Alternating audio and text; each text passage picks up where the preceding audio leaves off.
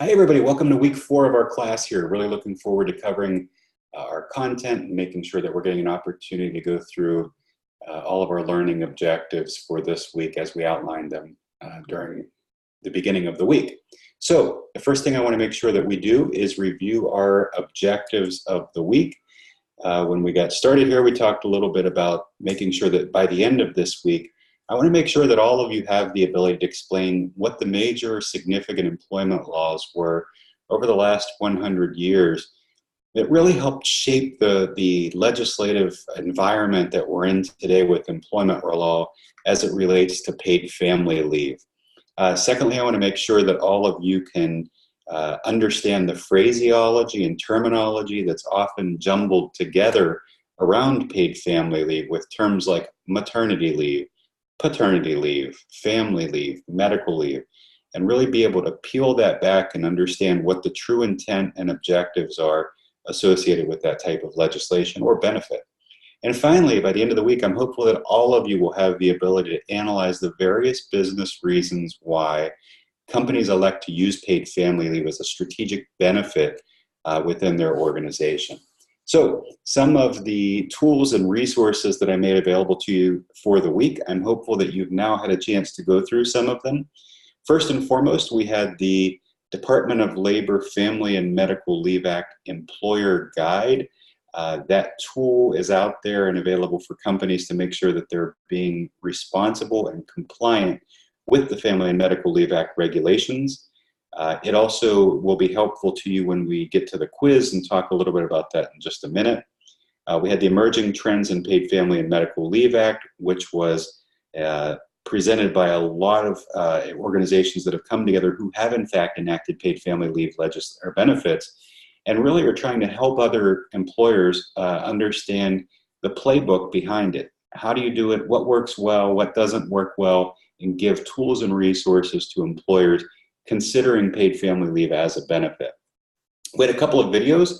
The first video was from the American Enterprise Institute and the Brookings Institute, which really centered around two think tanks, one progressive, one conservative, who came together and worked on an independent research project for a few years about whether or not paid family leave at a national level made sense, and if so, what was the best model to push that forward. So lawmakers have used organizations like this for many, many years when they want to construct legislation, and this research project was very powerful, and I'm hopeful that you were able to get some good content out of that for sure. I also made available the Patagonia video this week where you heard the CEO and several of the employees of Patagonia not only discuss the way that paid family leave shapes the culture of their organization, but also their belief that at a national level, there's a significant need for workers to have this type of benefit. For our assignments this week, we've covered this already, but I want to make sure that we're again on the same page from an assessment perspective. We are going to have our continued weekly discussion forums.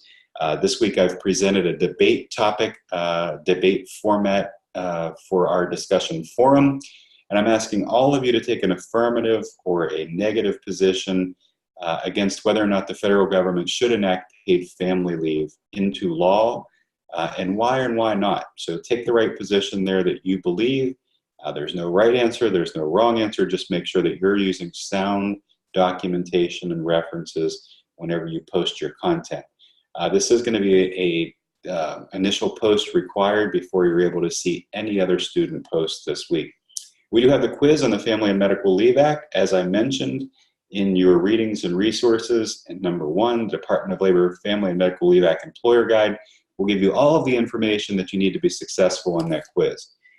Third, I do want you to continue to submit your weekly KWL document telling me what did you know going into the week, what do you wish you knew when you exited the week that I didn't cover, or things that you still want to know a little bit more about. And finally, what did you feel like you gained most from the week as well? We're also going to continue our glossary project. That started in week 1. We've got a pretty robust glossary being built right now. We're going to continue with the teams that were assigned in week 1. Team 1, this week you're going to have the terms ADA, the Americans with Disability Act, FMLA for Family and Medical Leave Act, and the Department of Labor. Team 2, you're going to be responsible for defining the EEOC, or Equal Employment Opportunity Commission, short-term disability, and long-term disability.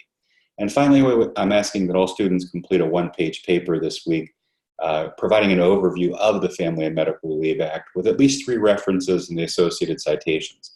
I strongly encourage you to go to the Department of Labor website, because it is the agency responsible for compliance, and all of the regulations, statutes, frequently asked questions, and a lot of great content, primary research content, is made available to you there.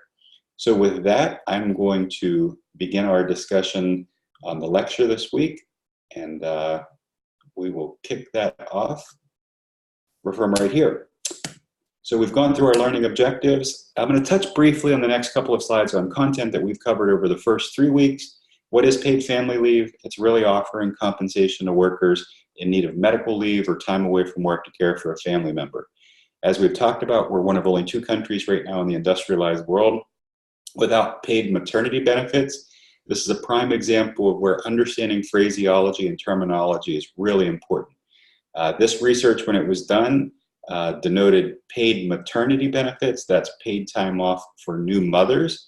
This does not mean that all of the other countries in the industrialized world offer paid family leave, which would be time off from work to care for family members. But nonetheless, we are, when you think about the number of countries in the industrialized world and the fact that we're one of only 2, it does make a statement about our need and lack of adequate resources at the federal level to really provide for our workers in need of compensation when they're caring for family members. We have had the unpaid FMLA since 1993, but it's very restricted access. You have to work for 1 year, you have to work for 1,250 hours, you have to work for a covered employer, 50 or more employees in a 75-mile radius, and even if you meet all of those criteria and you're eligible to take the leave, it is unpaid in most instances, and most employees just can't financially take on that burden. So there's a changing demographic and landscape of the American workforce. We're seeing a lot more older workers in the workforce. We're seeing a lot of single parents in the workforce. So all of this coming together, that we're seeing more and more workers have a need to take time off from work and get compensation to support the flexible needs that they have as well. We've talked about these federal pieces of legislation that were introduced that would have enacted paid family leave. We're not going to get into those again, but I've provided some good reference content there for you to go back if you want to learn more about those, and the fact that progressive employers are in fact offering this type of benefit. We also covered last week the states that have enacted paid family leave, 6 to date. All of those states are completely different in their approach. How they funded the program, who's responsible for paying out the benefit, how much benefit a worker receives, who's actually considered a family member. All of it's different for every one of those states. So if you're an HR representative or an HR manager responsible for providing compliance solutions and you have employees in all of those states, it's your responsibility to figure out all of the aspects of those laws. So you can see from a compliance and regulatory perspective how this patchwork approach is really problematic for large multi-state employers. And regrettably, again, as we talked about last week, the problem's getting bigger. All of the states in green we've already discussed. All of the states in blue have introduced legislation this year in 2019 that would offer some sort of paid paternity, maternity, family leave made available to those workers. So again, sitting in this seat from a human resource leader perspective, how do you patch all of this together and make sure that you're keeping ahead of all of the requirements that you have to be compliant with all employment laws across the country? So our learning objective this week was to go a little bit deeper into some of the laws that over the last 100 years helped shape paid family leave. And in the interest of time, I'm not going to go into all of these, but I did want to give you this visual perspective so you can see how the scaffolding has really taken place. And I'm going to touch on a few to really illustrate that point. So when you think back over 100 years ago, the working conditions were very unsafe. People were being injured on the job, people were being killed on the job.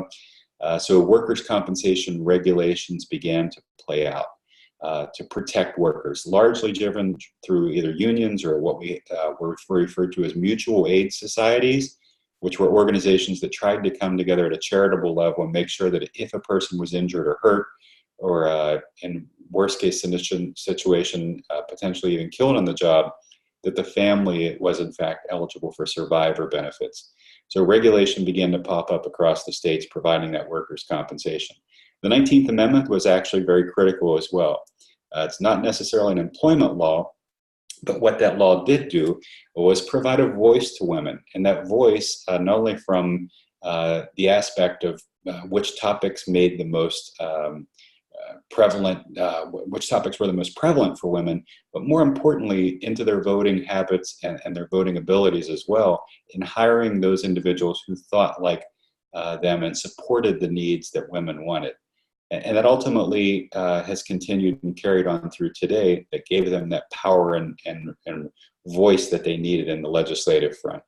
As we got into the 1920s, the Depression hit. So a lot of the laws that were introduced in the 20s, like the Wagner Act, the Social Security Act, the Fair Labor Standards Act, were all geared towards providing financial viability and security to workers. So really critical laws that took place into the 20s. In the 40s, as we started seeing, we came out of the war and we started seeing high employment rates, there were provisions made for unemployment through the Federal Unemployment Tax Act.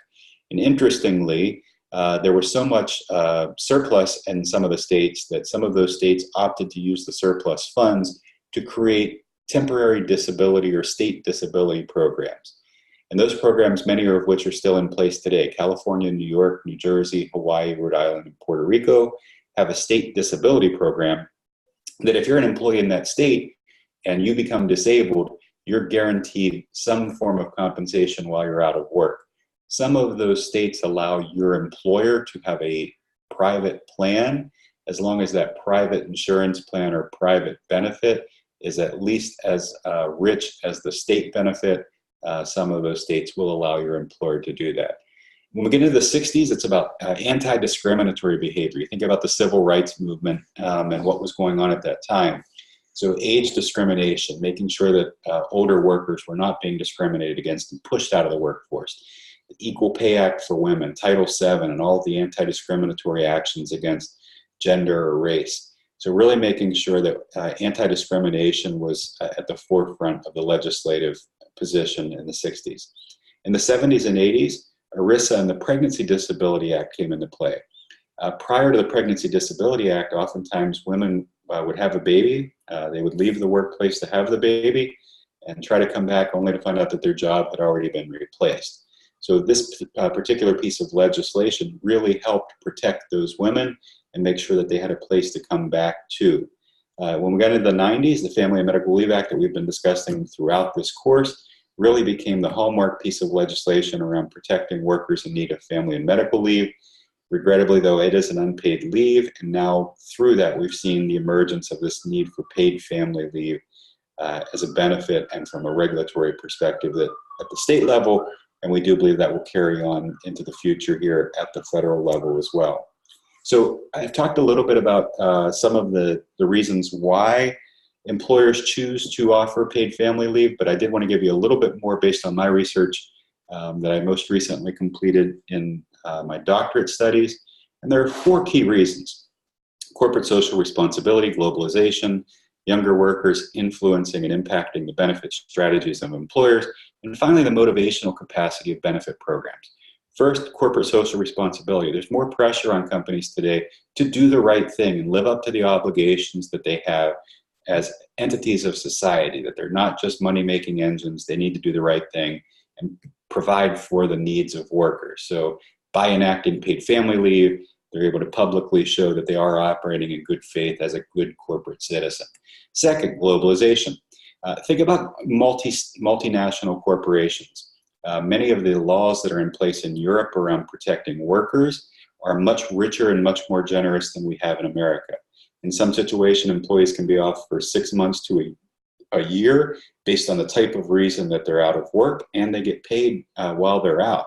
So put yourself now into the shoes of that human resource leader who's running not a multi-state employer, but a multinational employer, and you have employees around the world. How do you create equity and parity to make sure that your employees don't feel any less important to your organization when they work in one country than if they worked in another region. So what several employers are beginning to do is introduce paid family leave as a way to balance the playing field and create parity across their organization globally. The third piece, younger workers influencing benefit strategies. Younger workers are loud and clear telling employers that they want workplace flexibility. And paid family leave gives them that flexibility that when they have a need to take time off from work to care for their own serious health condition, to care for a family member, that they have the financial tools and resources available to them to make that happen. And finally, this motivational capacity of benefit programs. We're in a very, very tight labor market right now. So employers are doing everything they can to attract, engage, and retain their workers. So if they can do this through a benefit program and motivate their workers and make them feel better connected back to the business, it's a very powerful instrument that helps them tremendously with that. So the last piece that I would bring to you this week is just saying thank you for your hard work. I wish you much success. You have my contact information. I'm available to you throughout the week for anything that you might need. And I look forward to speaking to you again next week. Thank you so much.